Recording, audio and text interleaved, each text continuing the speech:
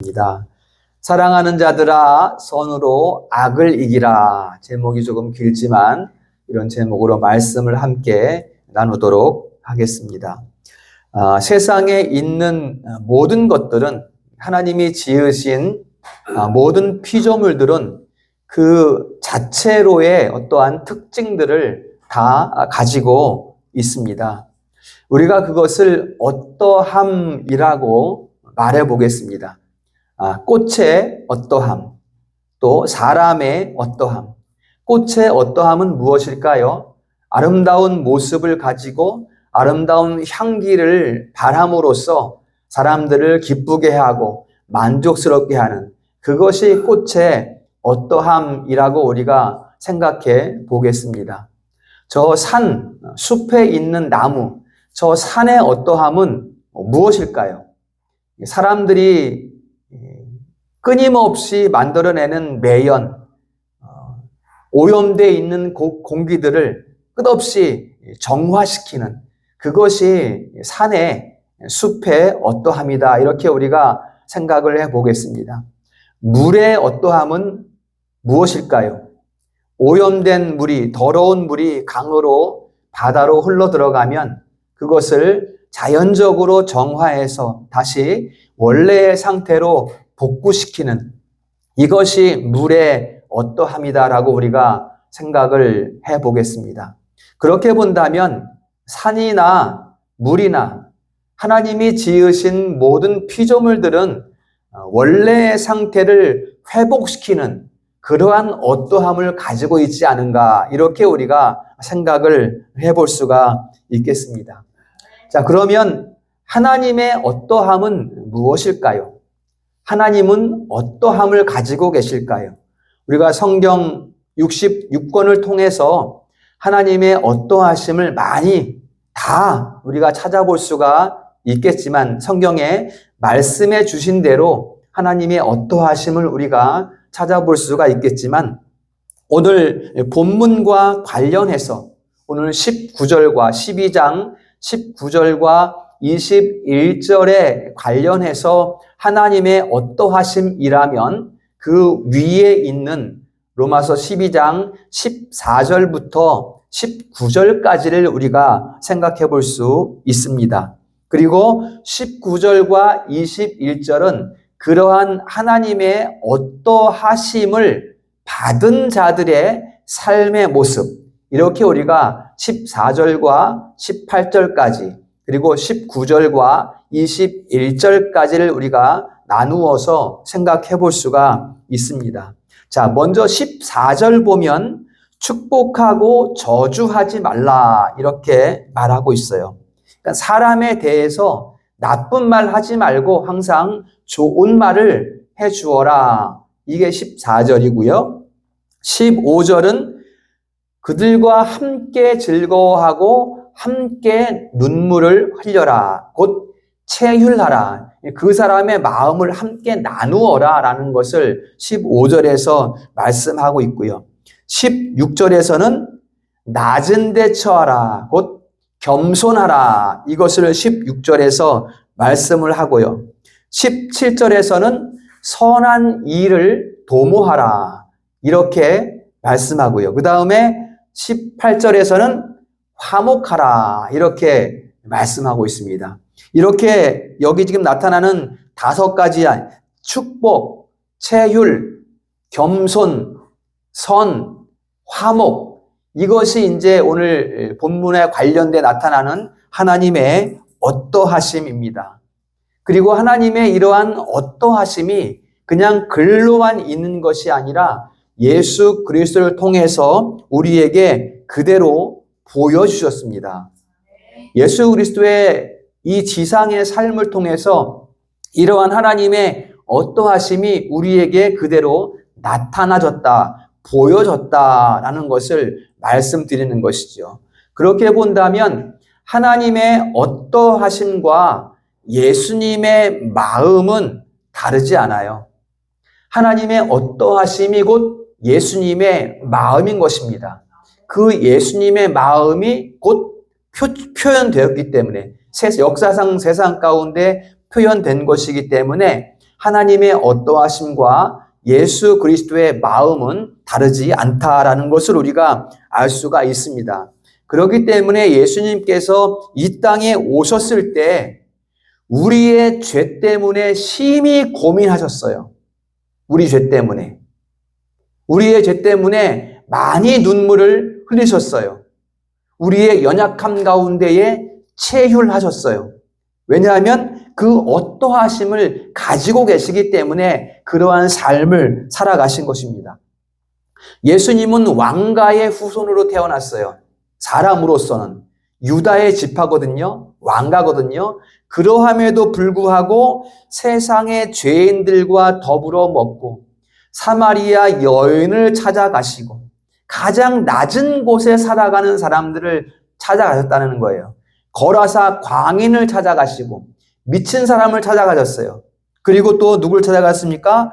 세상에서 버려지고 세상이 외면하고 있는 그 사람들과 항상 함께 계셨다. 예수님께서 왜 그렇게 계셨어요? 바로 하나님의 어떠하심을 가지고 이 땅 가운데 오셨기 때문에 그러한 삶을 살아가신 것이다라는 것을 우리가 알 수 있습니다. 그러한 하나님의 어떠하심을 가지고 계신 예수 그리스도, 그 예수님의 마음이 오늘 우리를 부르고 있습니다. 어떻게 부릅니까? 사랑하는 자들아, 이렇게 지금 부르고 있습니다. 어떤 사람들을 부르고 있는 것일까요? 사랑하는 자들은 과연 어떤 사람들일까요? 오늘 로마서 말씀이기 때문에 1차적으로 본다면 사도 바울이 성도들을 향한 그 마음을 우리가 하나를 볼 수가 있고요. 그러나 주요한 의미는 무엇인가 하면 바로 주님 안에서 주님의 사랑을 가지고 사랑해야 하는, 사랑하고 있는 그 사람들을 부르고 있다. 우리가 이것을 생각해 볼 수가 있습니다. 곧 하나님의 어떠하심의 그 부음을 받은 그 사람, 그러니까는 예수 그리스도의 마음을 가지고 있는 그 사람들을 부르는 음성이 바로 사랑하는 자들아라는 이 음성이라는 것입니다. 그 사람들이 어떤 사람인가 요한 1서 4장 7절에서 우리에게 말씀해 주고 있습니다. 그 사람들이 어떤 사람인가 하면 사랑하는 자들아 우리가 서로 사랑하자. 사랑하는 사람들이라는 거예요. 지금 예수 그리스도의 마음으로 우리를 부르는 음성은 사랑하는 자들이다. 사랑은 하나님께 속한 것이니 사랑하는 자마다 하나님께로 나서 곧 누구를 부르는 거예요? 하나님께로부터 난 사람들을 부르고 있는 것입니다. 또 요한복음 1장 12절과 13절 말씀해 보면 영접하는 자, 곧 그 이름을 믿는 자는 하나님의 자녀가 되는 권세를 주셨으니 여기서도 보면 영접하는 자를 부르는 거예요. 누가 영접할 수 있습니까? 하나님의 자녀만이 영접할 수 있는 거예요. 영접하는 자를 부르는 것이고 그 다음에 또 믿는 자를 부르시는 거예요. 누가 믿는 자예요? 하나님의 자녀만이 믿을 수 있는 것이죠. 그 다음에 요한복음 1장 13절에 보면 혈통으로나 육적으로나 사람의 뜻으로 나지 아니하고 분명히 다른 사람입니다. 그렇죠? 혈통으로나 육적으로 난 사람이 아니고 그러면 어디로부터 났느냐? 오직 하나님께로부터 난 자들이니라. 이렇게 말씀하고 있어요. 바로 이들을 부르는 음성이 사랑하는 자들아 이 음성이라는 것입니다. 그래서 요한 1서 4장 11절에 이 앞에 우리가 살펴본 말씀에 대해서 정확하게 말씀해 주고 있습니다. 다 같이 읽어봅니다. 시작. 하나님이 이같이 우리를 사랑하셨은즉 우리도 사랑하는 것이 마땅하도다. 아멘. 하나님이 우리를 사랑하셨으니까 우리도 마땅히 사랑하는 것이 맞다. 이렇게 얘기하고 있어요. 여러분, 마땅하다는 것은 뭐예요? 사랑할 수밖에 없다는 거예요. 사랑할 수밖에 없다는 것은 내가 힘겹게 하나님이 시켰으니까 어쩔 수 없이 해야지, 이것을 말하는 것이 아니라 우리가 사랑할 수밖에 없는 삶의 모습 가운데 있다는 것입니다. 사랑해야만 하는데 할 수밖에 없다는 거예요, 우리가 이미. 왜냐하면 그 사랑을 가지고 있기 때문에. 이것을 지금 우리에게 말씀해주고 있습니다. 빛이 우리를 비추어주면 그 빛을 감당할 수 없어서 되비출 수밖에 없는 것처럼 하나님이 우리를 사랑하셨기 때문에 우리가 사랑하지 않을 수가 없다는 거예요. 여러분, 이 사랑은 어느 부분에만 국한되는 것이 아니라 우리 삶의 전 영역에 다 확대 적용되는 거예요. 우리가 부부 간의 사랑을 한다? 우리가 엄마 아빠가 자녀를 사랑을 한다? 형제를 사랑한다? 부모님을 사랑한다? 이거 우리가 사랑하는 것 같지만 사랑할 수 있게끔 하셨기 때문에 우리가 지금 사랑하고 있다라는 것입니다. 우리가 사랑할 수 있는 기질을 가지고 있어서 우리가 사랑할 수 있는 성정이 고급스러워서 우리가 사랑하는 것이 아니라 하나님의 사랑을 우리에게 부어주심으로 말미암아 우리가 그 사랑을 가지고 형제를 사랑하고 아내를 사랑하고 남편을 사랑하고 부모님을 사랑하고 자녀를 사랑할 수 있는 것이다. 이것을 오늘 우리에게 말씀해주고 있습니다. 그렇기 때문에 사랑하는 자들은, 그러니까 하나님께서 부르신 자들, 사랑하는 자들아 라고 부르심을 받은 자들은 다 받았다는 고백에서 삶이 시작되는 거예요.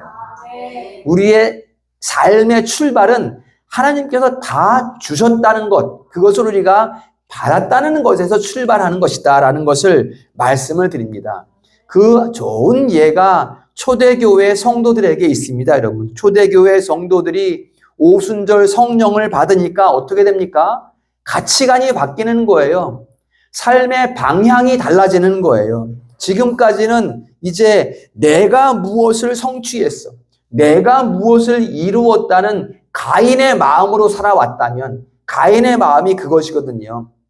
그래서 하나님께서 가인의 제사를 받지 않으신 거예요. 가인은 어떤 마음이에요? 내가 내 힘으로 열심히 수고해서 내가 거둬들인 것을 내가 하나님께 제사 드린다, 이렇게 생각했거든요. 모든 사람들이 그런 마음을 가지고 있단 말이에요. 초대교회 성도들도 그런 마음을 가지고 있었다면 이제는 성령의 충만함을 받은 이후에는 이제는 아벨의 마음을 갖게 된 거예요. 아벨은 뭡니까? 어떤 마음이었어요? 모든 것, 내가 양치기로 살아가고 있는데 그 모든 은혜의 부어짐이 여호와께로부터 다 주어진 것이기 때문에 나는 여호와께서 주신 것을 여호와께 제사 드린다. 이게 아벨의 마음이거든요. 이제 초대교회 성도들이 이러한 성령 충만함 이후에 아벨의 마음으로 이제 하나님 앞에 서게 되었고, 그러한 삶의 모습으로 다 변화되는, 가치관이 바뀌는 그러한 삶을 살아가게 되었다라는 것입니다. 그러니까 이제 있든지 없든지 서로 유무상통하고 항상 다른 성도를 위해 기도하고 또 항상 모이기에 힘쓰고 그렇게 되는 것이죠. 이게 이제 가치관이 달라진 이런 성도의 삶의 모습이 되는 것입니다. 그러므로 그리스도인들은, 우리 성도들은 우리가 누군가를 사랑하는 일에 대해서 오해를 그쳐야 됩니다. 오해하지 말아야 돼요. 지금 많은 사람들이 오해하고 있어요. 내가 사랑하는 것은 내가 사랑할 수 있는 이 재능이 있고 내 속에 사랑이 많기 때문에 내가 사랑할 수 있기 때문에 내가 사랑하는 거야. 이런 생각을 그쳐야 한다는 것입니다. 이것은 오해예요, 오해. 내가 저 사람은 나를 미워하지만 나는 저 사람을 사랑해. 이것은 아주 교만한 마음이에요, 이것은. 내가 사랑하는 게 아니라 사랑하는 마음을 주셨기 때문에 그것을 가지고 내가 저 사람을 사랑할 수 있게 되었다라는 것입니다. 그러니까 내가 사랑을 베풀 수 있는 어떤 존재같이 그렇게 생각하는 것은 오해, 거기에서 벗어나야 된다라는 것을 말씀을 드리겠습니다. 내가 사랑한다라고 말하는 것은 그건 참사랑이 아니에요. 참사랑은 하나님께서 부어주신 사랑이 참사랑입니다. 그렇기 때문에 참사랑은 내가 사랑하지 않을 수 없는 그 마음을 주신 것이지 내가 하는 사랑이 아니라는 거예요. 주신 사랑을 내가 하는 것이지 내가 하는 사랑이 아니라 나로부터 나온 사랑이 아니다라는 것을 말씀을 드립니다. 여러분 성도들이 하나님을 사랑하십니까? 사랑하지 않을 수 없는 거예요. 하나님이 사랑하게 하셨기 때문에 하나님을 사랑하지 않을 수 없는 거예요. 하나님이 우리를 하나님의 사랑으로 빚어주셨기 때문에 우리가 사랑할 수밖에 없다라는 것을 성경은 우리에게 가르쳐주고 있습니다. 요한 3서 2절에 보면 사도 요한이 이것을 지금 말하고 있어요. 성도들을 축복하는 말을 합니다. 사랑하는 자여, 너희의 영혼이 잘 되고 네가 범사에 잘 되고 네가 범사에 강건하기를 내가 간구한다. 이 구절을 얼핏 보면 지금 요한이 다른 사람을 축복할 수 있는 무슨 권세를 가지고 있는 사도 요한이니까 가능한 것이지 이렇게 우리가 지금 보이지만 아니에요, 여러분. 사도 요한이 무슨 권세를 가지고 있고 무슨 큰 축복권을 가지고 있고 그래서 이 말을 하는 것이 아니라 사도 요한이 너무 큰 사랑을 받은 자로서 다른 사람을 축복할 수밖에 없는 상태에 있다는 것을 우리가 기억을 해야 합니다. 우리 성도들도 마찬가지예요. 그렇기 때문에 큰 사랑을 받은 자로서 우리는 다른 사람을 사랑하고 축복할 수밖에 없는 상태 가운데 있다. 누가? 우리 성도들. 여러분들이 지금 그 사랑을 가지고 있다는 것을 성경은 우리에게 말씀해주고 있는 것입니다. 고린도전서 6장 20절에 보면 너희는 값으로 산 것이 되었으니 당연히 하나님께 영광을 돌려라. 이렇게 말씀하고 있어요. 너희들은 내가 구원했으니 이제 너희들은 나한테 무조건 영광 돌려야 돼? 한번 내가 잘 지켜볼 거야? 그게 아니라 값으로 예수 그리스도 독생자의 그 피 값으로 우리를 사셨기 때문에 우리의 삶은 당연히 하나님께 영광을 돌릴 수밖에 없다는 것을 말씀해주고 있는 것입니다. 이제는 내가 스스로 내 힘으로 살아가는 것이 아니라 하나님이 나를 온전케 하시고 하나님이 내게 화목하게 하는 직분을 주셨기 때문에 이제는 우리가 그 직분을 따라 모든 일에 화목을 도모하며 선한 일을 도모하며 악을 이기며 무엇으로? 선으로 악을 이기며 모든 일에 감사와 기쁨의 삶을 살아가게 된다라는 것을 성경이 우리에게 말씀해주고 있습니다. 여러분 그러니까 걱정하지 마세요. 나는 왜 이럴까? 나는 왜 사랑이 없는 거야? 사랑 있습니다, 여러분. 없다고 말하지 마세요.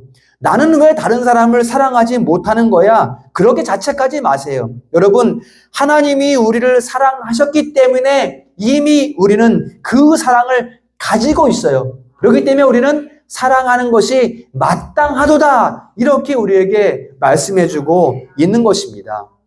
우리가 온전히 주님과 깊은 경건 생활 가운데 있으면 우리는 그 사랑을 할 수밖에 없는 그 사랑의 삶을 살아갈 수밖에 없는 그 걸음을 걸을 수밖에 없다는 것입니다. 그렇기 때문에 우리가 항상 경건한 삶 가운데 하나님과 깊은 교제 가운데 찬송과 예배자로서 기도와 교제와 섬김으로 이러한 삶을 살아갈 수밖에 없는 이것이 우리 성도들의 생활이 될 수 있기를 주님의 이름으로 축복합니다. 지금 우리 성도들이 이미 그러한 삶을 살아가고 있다라는 것입니다. 여러분, 사랑하고 살고 계시죠? 그 사랑하면서 마음 아플 때 많이 있습니다. 우리가 눈물 흘릴 때 많이 있습니다. 그러나 괜찮아요. 걱정하지 마세요. 왜냐하면 우리가 사랑할 수 있게 하신 그 분이 지금 우리와 함께 계시고 또 우리 속에 계셔서 내 눈물 흘릴 때 우리 주님도 같이 나와 함께 눈물 흘리시고 내가 아파하실 때 우리 주님도 나와 함께 아파하시기 때문에 무엇이 걱정이겠습니까? 여러분, 이게 무슨 말씀이에요? 무슨 말이에요? 지금 우리가 형제 자매들을 위해서 또 교회를 위해서 눈물로 기도하고 간구하는 모든 것들이 바로 우리를 중보하시는 주님의 그 간구하심과 일치하고 있다는 것을 말씀하는 거예요. 그러니까 도무지 걱정할 것이 우리에게는 없는 것입니다. 그 눈물로 호소하시는 분이 친히 이루시는 분이시기 때문에 우리가 근심하거나 걱정하실 것이 없다. 고로 우리가 아파하면서 우리는 기뻐해야 됩니다. 오히려 우리는 눈물 흘리면서 그 눈물을 오히려 즐거워해야 되는 거예요. 이것을 우리가 성경을 통해서 확인할 수가 있습니다. 이러한 풍성한 은혜가 우리 성도들에게 임하기를 축복합니다. 우리가 그 사랑으로 살아갈 때 세상이 맛볼 수 없는, 세상이 생각지 못할 위로와 평강이 우리 성도들에게 충만하시기를 우리 주님의 이름으로 축복합니다. 그러면 이제 사랑하는 자들아 라고 부르심을 받은 우리가 살아가는 그 삶의 모습이 어떠한가? 이제 우리가 19절부터 21절을 보도록 하겠습니다. 우리의 삶은 어떤 것이고 그 결과는 어떤 것일까라는 것을 우리가 20절을 보도록 하겠습니다. 20절. 우리의 삶의 모습은 어떤 것인가 하면 원수가 줄이거든 먹이고 목마르거든 마시게 하는 것이에요. 이게 하나님 주님께서 사랑하는 자들아 라고 부르신 그 사람들이 누구예요? 하나님의 어떠하심을 부음받은 그 사람들은 어떤 삶을 살아요? 원수를 먹이고 원수를 목마를 때 물 마시게 하는 그런 삶을 살게 한다는 거예요. 그러면 그 결과는 뭐예요? 네가 숯불을 그 머리 위에 쌓으리라 이렇게 말을 하고 있어요. 우리가 원수를 먹이고 우리가 목마른 원수를 물 마시게 하면 하나님께서 숯불을 그 머리 위에 쌓게 하는 것을, 그러니까 하나님께서 숯불을 그 머리에 대게 하는 그러한 결과를 우리가 만들게 된다는 것입니다. 그렇다고 우리가 억지로 하나님께서 약속하시니까 내가 어쩔 수 없이 한다. 아이고 물 마셔라. 이렇게 하는 것이 아니라 우리가 진짜 가슴으로서 그 원수를 불쌍히 여기는 마음으로 먹을 것을 주고 물을 마시게 하면 하나님께서 그것을 갚으신다라는 것을 말씀하고 있는 거예요. 이게 잠언 25장 21절, 22절에서 인용된 말씀입니다. 다 같이 읽어보겠습니다. 시작. 내 원수가 배고파하거든 음식을 먹이고 목말라 하거든 물을 마시게 하라. 그리하는 것은 핀 숯을 그의 머리에 놓는 것과 일반이요 여호와께서 내게 갚아 주시리라. 아멘. 원수를 먹이고 물 마시게 하는 것이 핀 숯을 그 머리에 올려 놓는 것이고 그 일은 누가 하신다? 여호와께서 하신다. 이렇게 말씀하고 있어요. 우리가 당해보지 않아서 모르겠지만 그 숯불을 머리에 대는 것만큼 고통스러운 것이 없다고 합니다. 굉장히 그러니까 큰 고통을 말씀하고 있는 것이거든요. 그러니까는 여호와께서 그것을 갚아주신다. 어떻게 할 때 우리가 그 원수에게 먹을 것을 주고 물을 마시게 하면 그것을 여호와께서 갚아주신다라는 것입니다. 그러니까 갚는다는 것은 뭐예요? 원수는 지금 나에게서 떡을 받아 먹고 또 물을 받아 마시지만 그 결과가 어마어마한 공포와 고통으로 다가오게 될 것이다. 이것을 말씀하고 있는 것입니다. 그렇기 때문에 19절에서 너희가 친히 원수를 갚지 말고 이렇게 지금 말씀을 하고 있는 것입니다. 여러분, 원수들은 여호와께서 친히 다스리신다는 것을 여러분들이 꼭 기억을 하셔야 합니다. 그래서 하나님께서 모든 일을 온전케 하시는 거예요. 우리가 신자의 삶을 살아가면서 맨날 손해만 보고 맨날 그냥 눈물만 흘리고 맨날 비참하게만 살아간다면 그게 어떻게 하나님 자녀의 삶이라고 할 수 있겠습니까? 그런 모든 것들을 공평하게 회복시키시는 것이 하나님의 어떠하심이 아니겠냐 말이죠. 모든 하나님이 지으신 피조물들이 서론에 말씀드린 것처럼 모든 것을 회복시키고 복원시키는 어떠함을 가지고 있다면 그것을 지으신 하나님이야말로 모든 것을 제자리로 돌려놓는 회복시키시는 그러한 어떠하심이 아니시겠는가라는 것이죠. 그렇기 때문에 하나님께서는 우리의 눈물과 우리의 아픔 가운데에서 회복시키시는 그 은혜를 우리에게 부으신다라는 것을 말씀하고 있는 것입니다. 그러니까 우리는 참아야 돼요. 눈물로 인내해야 돼요. 판단을 하나님께 맡겨야 돼요. 그러면 하나님께서 갚으시리라라고 말씀하고 있는 것입니다. 다른 사람을 판단하고 정죄하는 것은 결코 우리의 일이 아닙니다. 다윗이 자기 아들 압살롬의 반역으로 맨발로 도망칠 때 저쪽 강 건너에서 시므이라는 사울의 족속이 막 돌팔매질을 하면서 저주를 하면서 야, 이 피를 흘린 인간아 그러면서 막 저주를 했어요. 그러니까 다윗과 같이 가던 장수가 왕이여 내가 저자의 목을 칠까요? 라고 하니까 놔둬라. 왜 놔두라 그랬어요 다윗이? 하나님께서 옳게 선하게 판단하시면 그를 심판하시리라. 이렇게 지금 다윗은 생각을 하고 있었던 것입니다. 그렇기 때문에 다윗이 지금 저자를 통해서 지금 나에게 하시는 말씀이 하나님의 말씀이 아니신 줄 어떻게 알겠느냐라고 말씀하시면서 이후에 시므이에 대한 판단을 하나님께 의뢰하면서 놔두어라. 이렇게 다윗이 말을 했다는 것이죠. 여러분, 이게 다윗의 뛰어남이거든요. 보통 사람 같으면 지금 억울하게 아들이 반란을 일으켜서 도망가고 있는데 얼마나 화가 나겠어요. 단번에 단칼로 목을 베지 않겠습니까? 그러나 다윗은 그렇게 하지 않았어요. 오직 모든 것을 하나님께 의뢰하고 의탁하는 그런 모습을 우리가 볼 수가 있습니다. 결코 쉬운 일은 아닙니다. 그러나 우리 성도들은 여호와께 의뢰하고 의탁하면서 굳게 인내할 수 있기를 축복합니다. 원수 갚는 것이 내게 있느니라라고 우리 하나님께서 우리에게 말씀해주고 있습니다.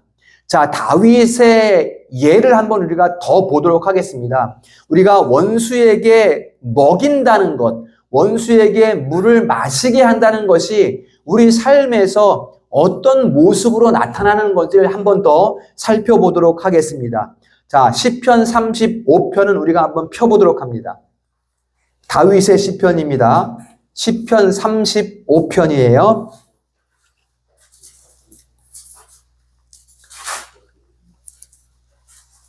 시편 35편에 보면 이제 다윗의 대적들, 다윗의 원수들이 이제 다윗을 부당하게 모함을 해서 형벌을 받게 하려고 막 술수를 꾸미는 가운데 이 다윗이 하는 행동들이 나와요. 다윗이 하는 말들이 나옵니다. 여기에 시편 35편에 뭐라고 하는가 하면 35편 1절에 보면 여호와여 나와 다투는 자와 다투시고 나와 싸우는 자와 싸우소서 이렇게 말하고 있어요.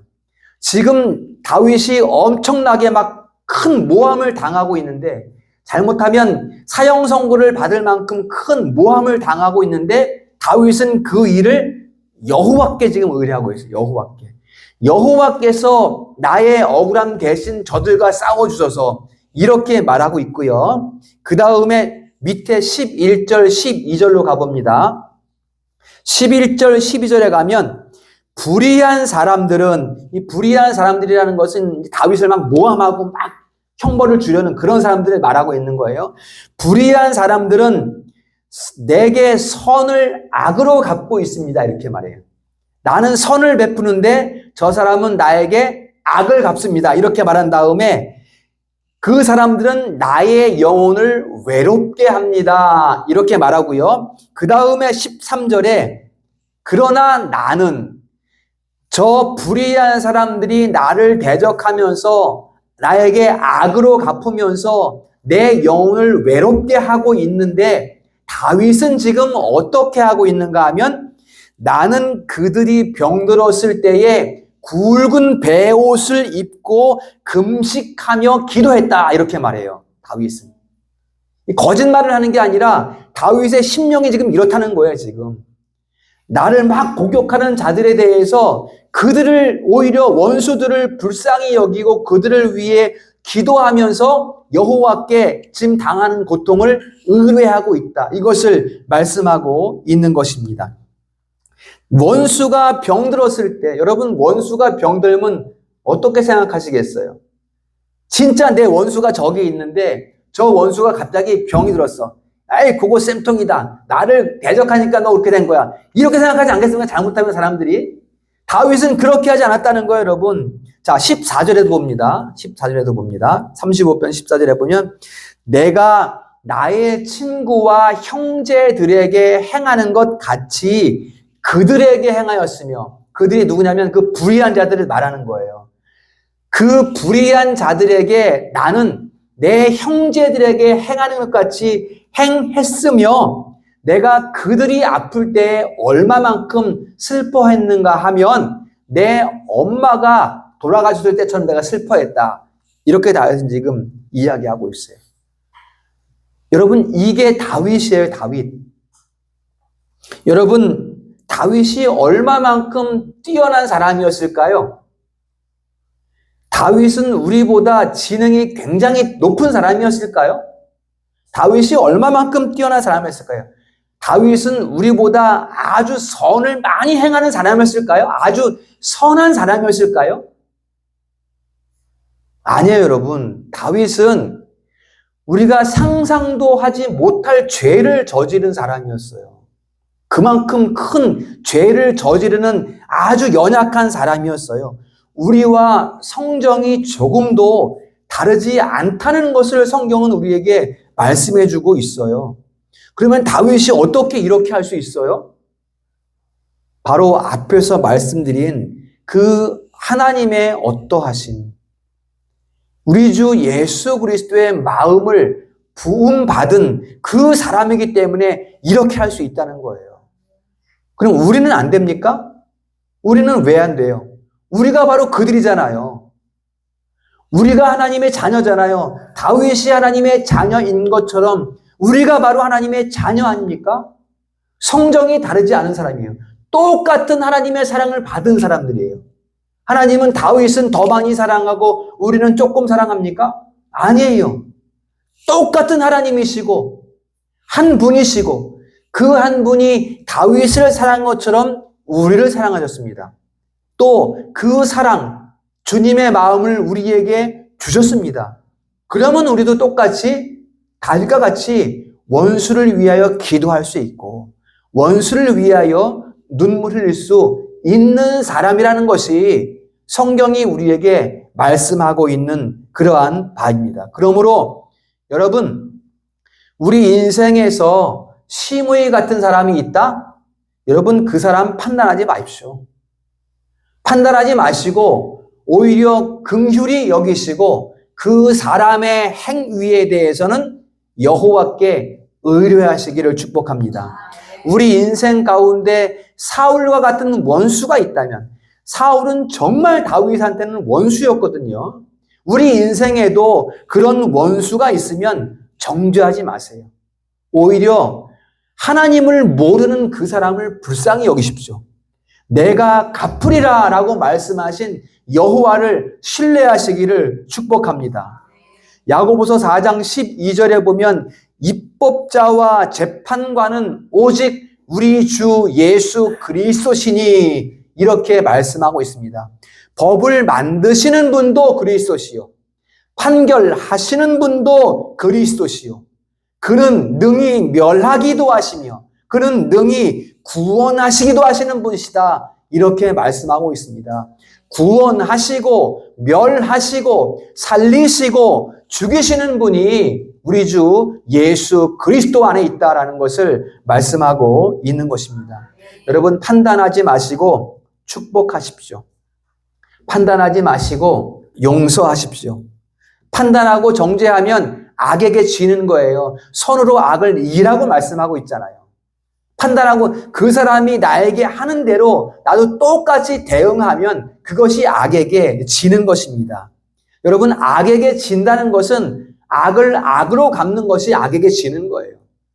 막 악에 막 이들이 끌려다닌다고 해서 악에게 지는 것이 아니라 악한 일에 대해서 우리가 악으로 갚으면 그것이 악에게 지는 거예요. 그 악한 일에 대해서 선으로 갚으면 그것이 악에게 이기는 것입니다. 다윗과 같이 내 영혼을 외롭게 만드는 대적이 있을 때, 그 대적이 아파한다면 그를 바라보는 우리의 마음, 내 형제 자매를 아파하는 것 같이 그 사람을 아파하고 기도하는 마음, 이것이 바로 선으로 악을 이기는 자들이다. 그들이 누구인가? 우리 주님의 마음으로 사랑하는 자들아라고 부름을 받는 바로 그 사람들의 삶이 되는 것입니다. 이것이 우리 성도들이 선으로 악을 이기는 그러한 삶의 모습이 되기를 주님의 이름으로 축원합니다. 말씀을 결론하도록 하겠습니다. 세상에는 스스로 우리의 원수가 되는 사람들이 많이 있습니다. 우리가 신자로 살아가다 보니 그 사람들은 공연히 우리를 미워하고 공연히 우리를 시기하고 괜히 스스로 우리의 원수가 되는 사람들이 많이 있습니다. 그들을 바라보는 우리의 시선, 우리의 마음, 바로 오늘 말씀에 있습니다. 우리가 오늘 말씀을 우리가 굳게 붙들고 있으면 그 원수들을 향한 그 마음이 오히려 우리 가운데 기쁨으로 승화되게 될 것입니다. 그러니 판단하지 마시고 정죄하지 마시고 용서하시고 오래 참고 기다리십시오. 그러면 하나님께서 다 드러나게 하실 줄로 믿습니다. 우리 성경 한 절 봅니다. 로마서 14장 4절 한번 우리가 읽어봅니다. 시작. 남의 아이를 비판하는 너는 누구냐? 그가 서 있는 것이나 넘어지는 것이 자기 주인에게 있으며 그가 세움을 받으리니 이는 그를 세우는 권능이 주께 있습니다. 아멘.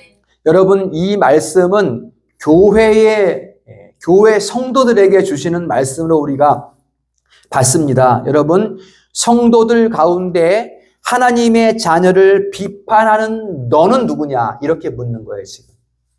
하나님의 자녀를 비판하는 너는 누구냐?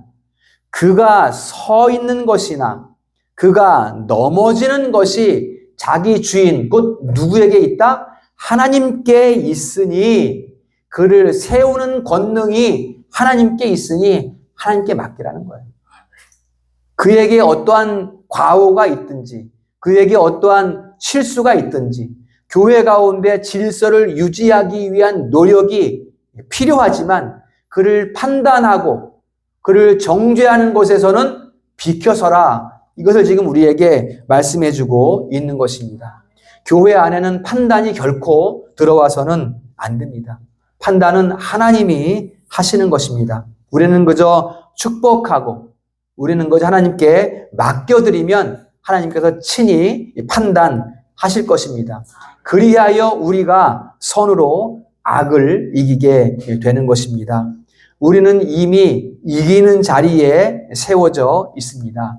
우리 성도들 악에게 지지 마시고 선으로 악을 이기시기를 축복합니다. 그러면 하나님께서 우리를 빛으로 세우실 거예요. 선으로 악을 이기는 자들을 하나님께서 이 세상의 빛이 되게 하시는 것입니다. 이 세상의 빛이 되는 은혜가 우리 성도의 생활에 가득하시기를 주님의 이름으로 축원합니다. 기도하겠습니다.